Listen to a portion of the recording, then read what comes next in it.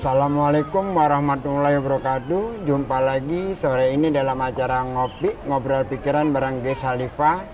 Sore ini saya ditemani oleh Ibu Eli dari Dinas DKPKP dan di sebelah kiri saya Ibu Tuti dari Persatuan Dokter Hewan Indonesia cabang Jakarta, Bu ya. Hari ini kita ngobrol-ngobrol tentang Jakarta bebas rabies dan ramah satwa. Karena Jakarta memang belakangan ini menuju seperti apa ya, kira-kira seperti kota internasional lainnya lah, bahwa tumbuhannya diperhatikan, hewan-hewannya diperhatikan, jadi bukan hanya tingkat manusianya saja, yang katanya Jakarta IPM-nya tertinggi, Bu ya? Tertinggi, alhamdulillah, ya. Wala, tahun ini jauh melebihi daripada yang target ya. Luar biasa sekali. Selamat datang Bu Eli di acara Ngobrol Pikiran. Bu Tuti, selamat datang. Bu, hari ini ada nota kesepahaman dengan Ancol, Bu ya? Ya. Bisa diceritakan, Bu, nota kesepahamannya seperti apa? Ya, terima kasih Pak Ges. Saya menyampaikan bahwa salah satu tugas pokok Dinas Ketahanan Pangan, Kelautan dan Pertanian adalah bagaimana mempertahankan Jakarta bebas rabies. Karena ini sudah kita pertahankan sejak tahun 2004, Pak. Dan ini harus menjadi konsentrasi kita semuanya. Karena apa? Karena daerah di sekitar Jakarta itu sudah tidak bebas lagi. Seperti itu. Nah, bagaimana tadi? Benar, Bu. Daerah seputar Jakarta sudah tidak bebas lagi, maksudnya? Contoh Banten. Oke. Banten 3 tahun yang lalu dia adalah daerah yang bebas rabies. Sukabumi 4 tahun yang lalu dia adalah daerah bebas rabies. Tetapi kemudian banyak kasus. Sehingga itu kan kalau terjadi lalu lintas hewan penular rabies secara bebas seperti itu kan bisa merupakan tantangan dan ancaman sendiri untuk DKI Jakarta. Nah, inilah makanya kita menyambut baik Bapak BUMD. Ancol ini adalah salah satu yang akan kita jadikan pilot project, Pak. Jadi tadi 4 besar ruang lingkupnya. Yang pertama adalah sterilisasi. Salah satu cara bagaimana mempertahankan populasinya itu dengan sterilisasi. Itu menjadi bagian kami nantinya. Kemudian yang kedua adalah vaksinasi. Karena apa? Karena vaksinasi itu memang harus diulang setiap 1 tahun sekali. Vaksinasi rabies setiap ya. Kemudian yang ketiga adalah pengobatan.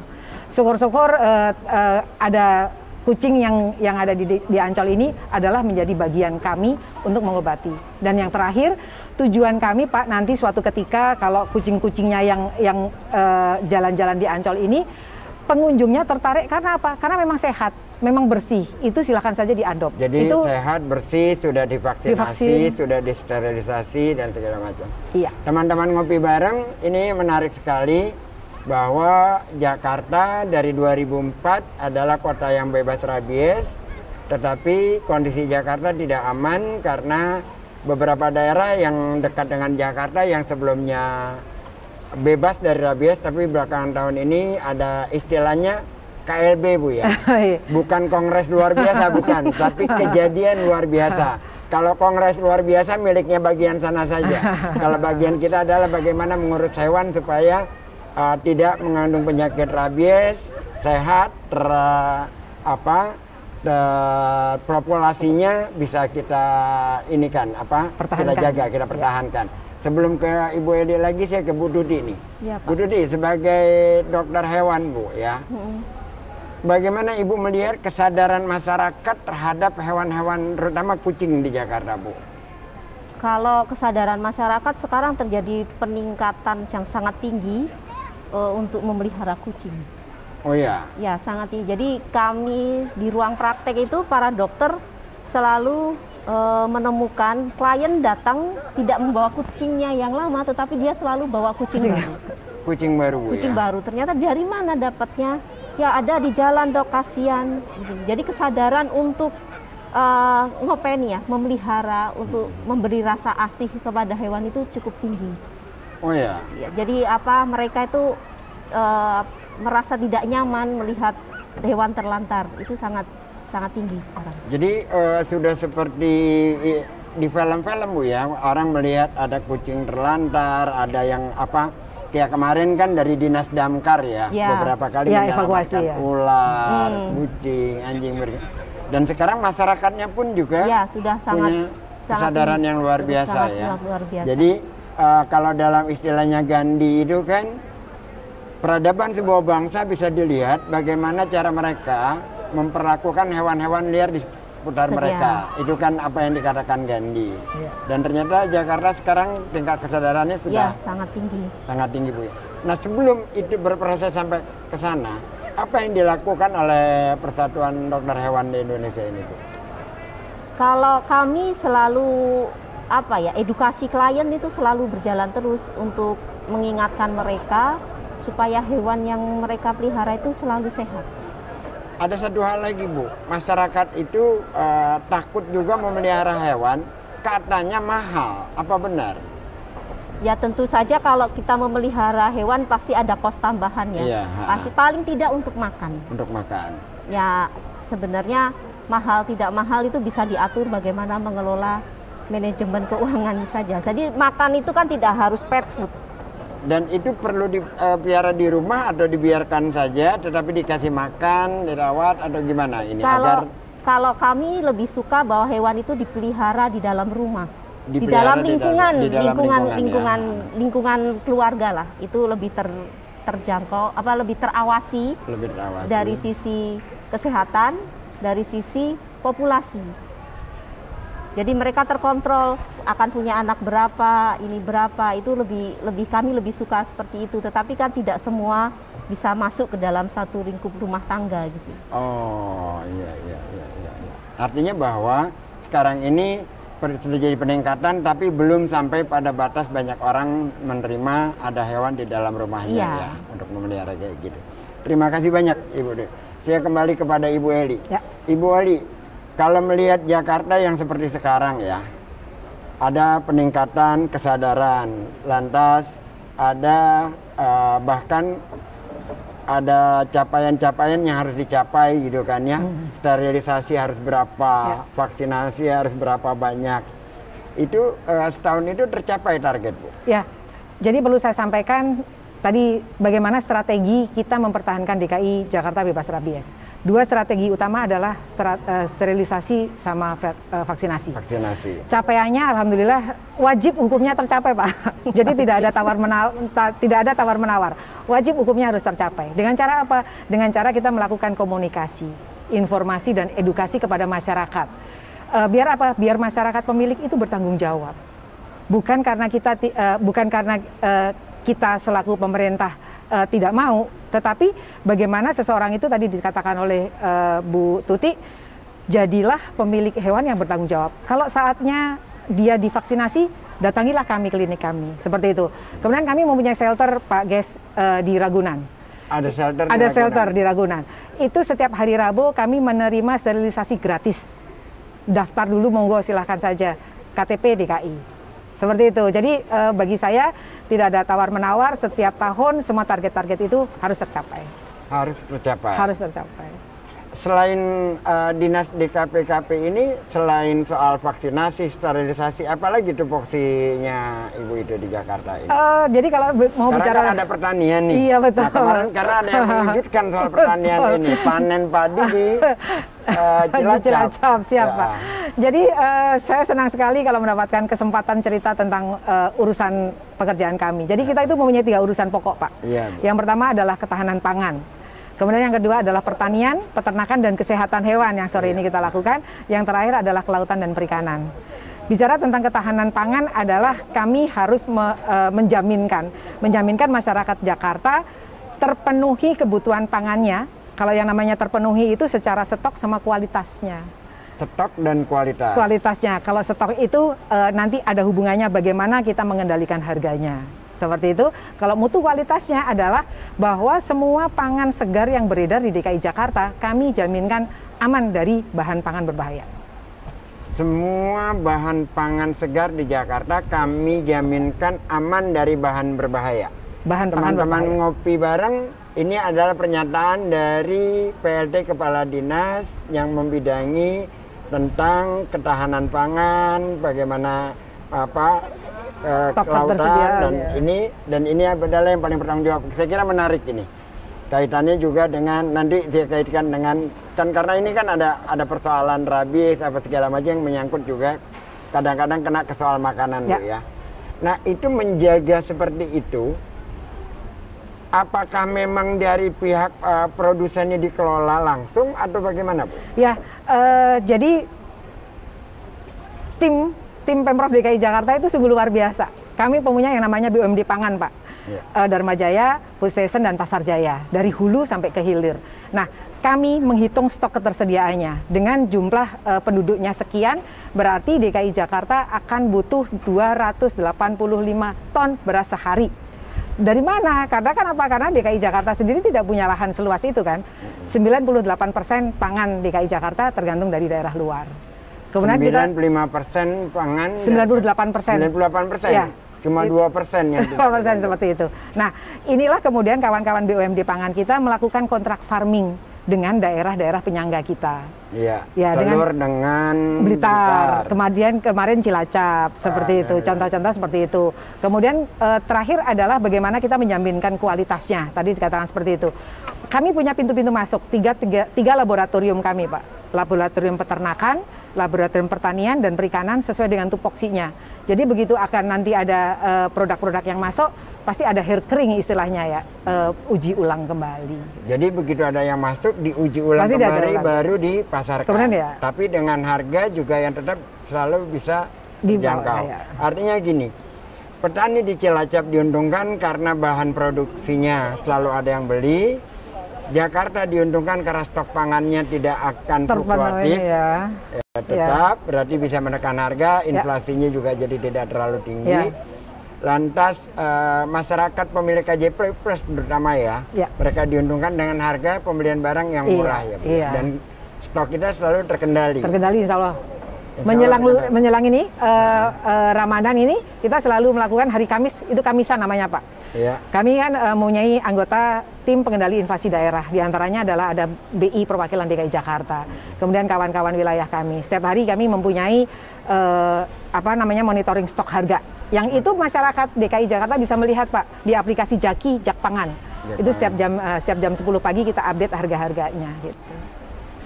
Dengan terpaksa saya harus menyatakan mohon maaf kepada saudara yang ingin membuat ormas Barisan Nusantara entah apalah, ini yang berbicara kepala dinasnya dan langsung menyatakan bahwa dengan stok itu harga pangan terkendali, produksinya menguntungkan para petani, masyarakat Jakarta diuntungkan, dan bisa datanya dilihat di aplikasi Jaki namanya Jakpangan.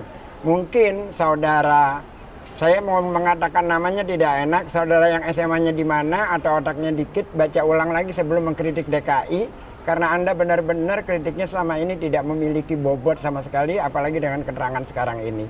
Dan ini harus saya ungkap karena banyak masyarakat yang tidak tahu apa yang sudah dilakukan DKI, dan hari ini dibuktikan bahwa, bukan hari ini, dari kemarin-kemarin IPM DKI selalu tinggi sekali, dan stoknya luar biasa dalam hal menjaga pangan.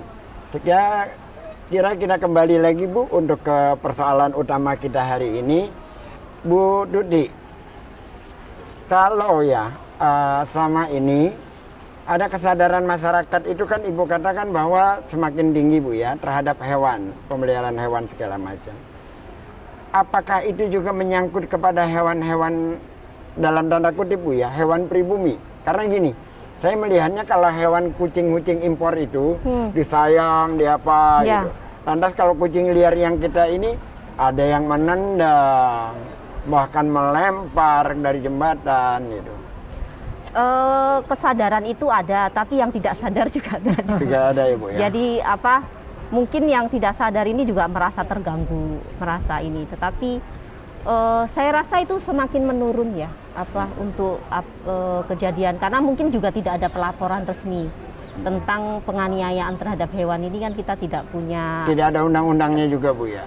Penganiayaan ada KUHP? Ada. Sudah ada. Jadi penganiayaan ini kan dianggap tidak, karena bukan manusia yang dianiaya, jadi tidak ada pelaporan.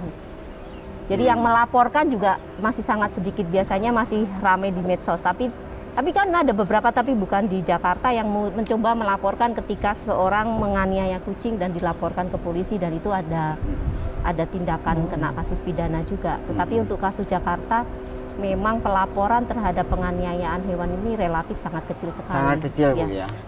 kecuali yang kemarin. Laporan yang kecil karena tingkat kesadarannya yang tinggi atau memang orang sungkan? Mungkin dua-duanya, sungkannya, tidak mau ribut sama tetangga atau seperti itu. Jadi itu yang masih kurang ya untuk pelaporan. Tetapi kalau pelaporan gangguan terhadap hewan cukup tinggi ya, mungkin Bu Eli, misalnya di kalau ke satu link kompleks kucing liarnya terlalu banyak, itu masyarakat bisa melaporkan ke KPKP. Nanti KPKP akan melakukan satu tindakan, mereka mengambil, kemudian akan dibawa ke shelter, di sana akan dilakukan tindakan untuk sterilisasi. Yang perlu saya sampaikan bahwa di KPKP tidak melakukan eutanasi. Apa tuh? Pembunuhan terhadap mematikan hewan yang tidak diinginkan. Oh, tidak dilakukan. Tidak dilakukan. Ya, jadi kami sangat bekerja sama dengan DKPKP bahwa tindakan eutanasi itu bukannya tidak boleh, tetapi ada kaidahnya secara medis. Jadi yang memutuskan di eutanasi atau tidak itu dokternya. Dokter ya. Jadi DKPKP selama ini isunya kan kalau terjadi penangkapan hewan itu nanti akan dieutanasi, akan tidak. Ya. Jadi DKPKP tidak melakukan itu. DKPKP akan mengambil pelaporan, misalnya ada masyarakat melaporkan, dia akan mengambil dan dikirim ke shelter. Di sana akan dilakukan yang sakit diobatin, disteril, kemudian divaksinasi. Dan harapannya ada yang mengadopsi. Iya. Itu tujuannya. Teman-teman ngopi bareng, persepsi memang kadang-kadang dibuat sedemikian dramatis yang kadang-kadang menjauhkan dari fakta yang sebenarnya. Saya ingat kasus itu karena sampai Pak Gubernur harus memperlihatkan kucingnya yang kakinya hanya 3 kalau tidak salah gitu, bahwa di Jakarta tidak ada kekejaman terhadap hewan seperti itu yang dilakukan oleh pemerintah daerah terutama ya. Dalam konteks kolaborasi nih Bu, bagaimana kolaborasi dengan para penyayang kucing gitu, dengan para penyayang anjing dan lain-lain itu berjalan Bu? Ya, itulah selalu kita sampaikan bahwa DKI Jakarta akan maju bersama-sama. Tidak hanya kami selaku institusi, kami mengajak semua kolaborator. Contohnya ya sore hari kita melakukan sesuatu tindakan sosial seperti itu tidak bisa berdiri sendiri. Kita mengajak Cathy and Friend sama Republik Guguk. Dan masih banyak lagi, tadi pun ada bantuan pakan Pak. Bantuan pakan dari Republik Guguk untuk kawan-kawan yang nanti memberikan pakan di Ancol, kucing-kucingnya, seperti itu. Nah ini tidak hanya di sini saja. Kita pun menerima Royal Canin misalnya Pak. Jadi Royal Canin itu untuk barang-barangnya Pak yang sudah mendekati expired itu diberikan ke kita. Kemudian kita bagikan ke kawan-kawan. Karena kan langsung sekali habis. Bu, seperti itu. Nah kita pun waktu itu kalau terjadi evakuasi kucing yang terkena dampak banjir atau pemiliknya yang saat sekarang ini menderita COVID, itu kan nggak ada yang melihara lagi karena itu adalah menjadi bagian kita. Tadi disampaikan oleh Dr. Tuti, itu kita ambil, kita sementara kita titipkan ke shelter. Oke. Terus ini berkaitan dengan rencana adanya taman kucing di Jakarta. Ya. Itu sejauh mana progresnya Bu? Ya ini adalah menarik. Menariknya apa Pak? Karena kalau sampai ini terjadi, mudah-mudahan ini adalah pertama di DKI Jakarta. Saya katakan pertama karena apa? Karena yang ada adalah hanya taman seperti biasa, kemudian pemiliknya mengajak jalan-jalan. Nah ini konsep kita berbeda. Kita benar-benar akan membuat taman yang kucingnya juga akan tinggal di situ. Yang kucingnya juga akan tinggal di situ. Seperti itu. Ada 2 lokasi yang sekarang ini menjadi target kita. Yang pertama adalah di Ancol sendiri, izin mudah-mudahan Bapak berkenan. Kemudian yang kedua adalah di Ragunan. Kami punya lahan 2,2 hektar sekitar yang akan kita pakai adalah di angka 1,8 hektaran. Seperti itu kita akan membuat shelter di situ. Nah inilah yang akan kita kerja bersamakan. Mudah-mudahan nanti dari PDHI adalah mensupport untuk kesehatannya, kemudian kawan-kawan lain adalah untuk membantu pakannya, seperti itu.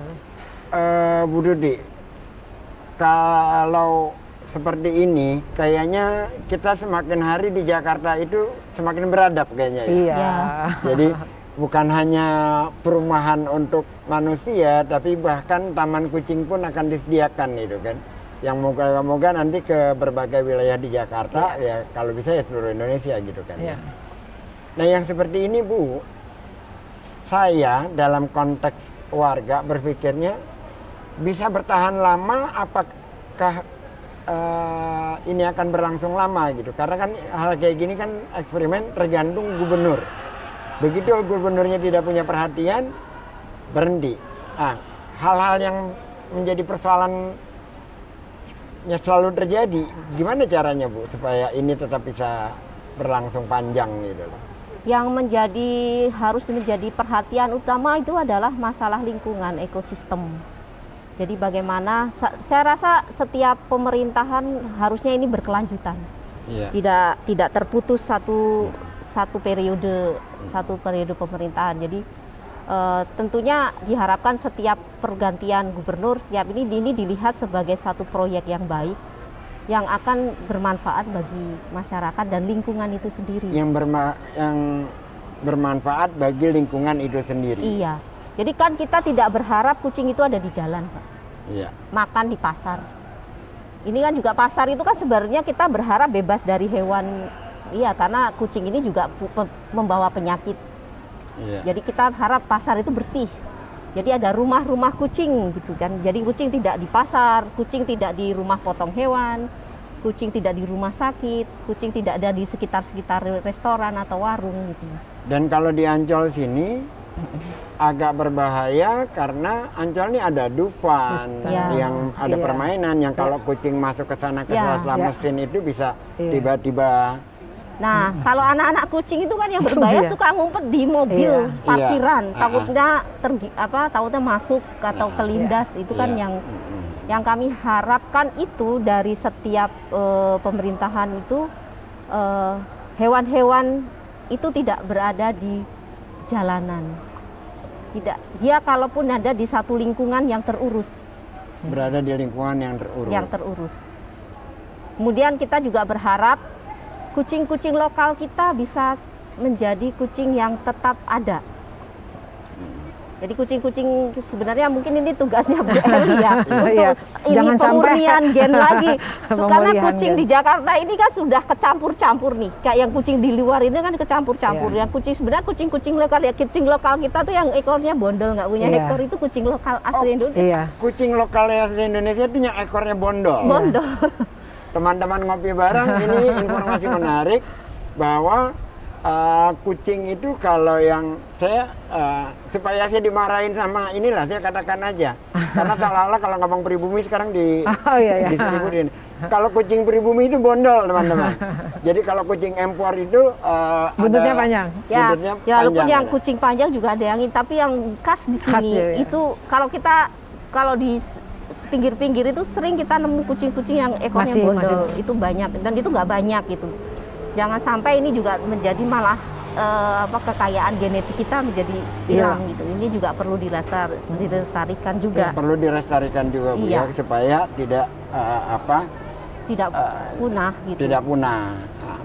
Teman-teman ngopi bareng, jumpa kita hari ini menarik sekali, dari mulai kita membicarakan kucing sampai juga kepada ketahanan pangan, karena memang topiknya yang menjadi bidang tugasnya Bu Eli ini luas dan memang vital buat masyarakat Jakarta, juga untuk bermanfaat juga untuk warga di luar Jakarta. Tapi dalam konteks tentang kucing, tentang anjing, tentang hewan liar lah pokoknya, semakin hari Jakarta semakin membaik, suasananya, masyarakatnya memiliki kesadaran yang lebih, hingga saya beberapa kali melihat bagaimana masyarakat di seputar sini memberikan makan kucing setiap pagi, Bu. Jadi luar biasa sekali konsentrasi mereka untuk hewan-hewan liar itu. Semoga ini menjadi kolaborasi yang berkelanjutan, Bu. Amin. Kira-kira Bu, pertanyaan terakhir ini, progres di Taman Kucing itu kapan kira-kira targetnya? Jadi kita mempunyai tiga bagian, Pak. Target jangka pendek, jangka menengah, dan jangka panjang. Kalau yang jangka pendeknya dengan bangunan yang sederhana memenuhi standar keserawan, itu sebenarnya 6 bulan ke depan harusnya sudah bisa. Seperti itu. Itu dengan standar dia bisa punya tempat berteduh, dia punya area untuk bermain, seperti itu. Tetapi kalau mau sempurna bahwa kita nanti punya ruang tunggu dulu untuk sebelum masuk, itu pasti akan kita selesaikan dalam waktu 1 tahun ke depan. Jadi persis di tahun 2022 kita Jakarta tidak hanya sekedar bebas rabies, tetapi Jakarta adalah kota yang ramah satwa. Itu yang kita inginkan. Jadi Jakarta bukan hanya bebas rabies, tapi juga ramah satwa, ya Bu ya. Terima kasih banyak Ibu Eli, Ibu Tuti atas perjumpaan kita sore ini. Dan ada sebuah lirik lagu dari Husin Bawafi, lagu lama sekali, judulnya Budi. Liriknya berbunyi, tegaknya rumah karena sendi, roboh sendi rumah binasa. Tegaknya bangsa karena budi, hilangnya budi bangsa binasa. Saya kira orang-orang yang saya jumpai hari ini adalah orang-orang yang berbudi untuk bangsa ini. Dan insya Allah akan menjaga selalu bangsa ini tegak. Bukan orang-orang yang semacam yang SMA-nya nggak jelas tadi, selalu menggonggong apa yang dilakukan pekerjaan-pekerjaan baik oleh banyak orang. Jadi jadilah kita manusia yang bertanggung jawab terhadap apa yang kita tulis dan lakukanlah sebagai karya, karena itulah wujud kemanusiaan kita. Terima kasih, insya Allah kita akan berjumpa lagi di acara ngopi yang akan datang. Dan hari ini akan ada sebuah merchandise dari dunia fantasi. Dari Siwat. Terima kasih. Terima kasih Bagas.